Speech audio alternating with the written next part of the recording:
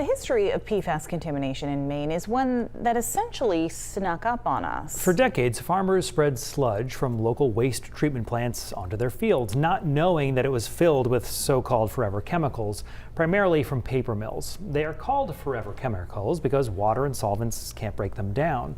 And they can be found in everything from fast food wrappers to non-stick cookware to cosmetics. They're also used to make furniture and firefighting gear resistant to flames. So it's that last aspect of PFAS chemicals, fire resistance, that led to their use in firefighting foam. And a year ago today, an accidental discharge of more than 50,000 gallons of PFAS firefighting foam made its way out of Hangar 4 at the Brunswick Executive Airport. A year later, concerns persist about the effects that spill will have on the environment and on people's health. News Center Maine's Vivian Lee has our update.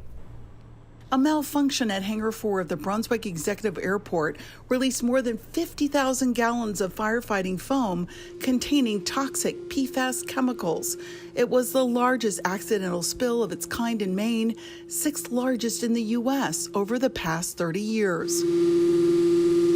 The spill shocked residents such as Betsy Ramirez, who lives just a few blocks from Brunswick Landing. Her response reflected the concerns of many in the community. It caught me really off guard. I really honestly thought that they had emergency procedures in place for something like that. Everybody else does. A year later, officials from the Mid-Coast Regional Redevelopment Authority, or MIRA, which manages the airport, say there will be no more PFAS-related discharges. All remaining firefighting foam, called AFFF, has been bought by American Airlines. There's no more AFFF concentrate on campus. It's really exciting to be able to make that statement. Executive Director Dan Stevenson says the airline bought nearly 6,000 gallons of AFFF for $250,000. Mira will use the funds to clean out foam residue from the fire systems by 2026. All of the hangars at the airport now have 300-pound manual fire extinguishers to comply with safety regulations. We all need to proactively make sure this doesn't happen to any other community.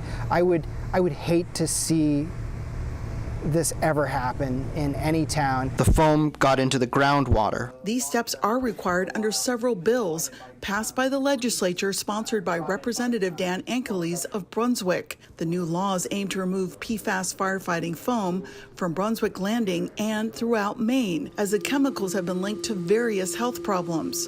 One bill mandates that the state fire marshal's office create a public list of AFFF in Maine.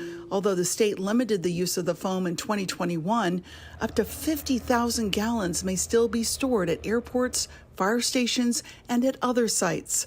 Another bill gives the town of Brunswick more authority over who sits on the MIRA board and establishes environmental regulations for property transfers and construction at Brunswick Landing. Anytime they want to build something from now on, they'll have to be subjected to a much more rigorous environmental standard.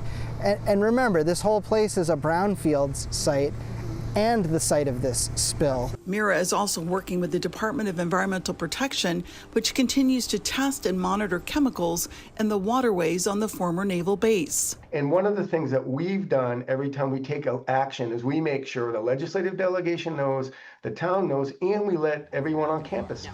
However, Ramirez says these steps are not enough to fully restore public trust. I do honestly have trust issues in regards to them keeping up with, you're putting all these things in play.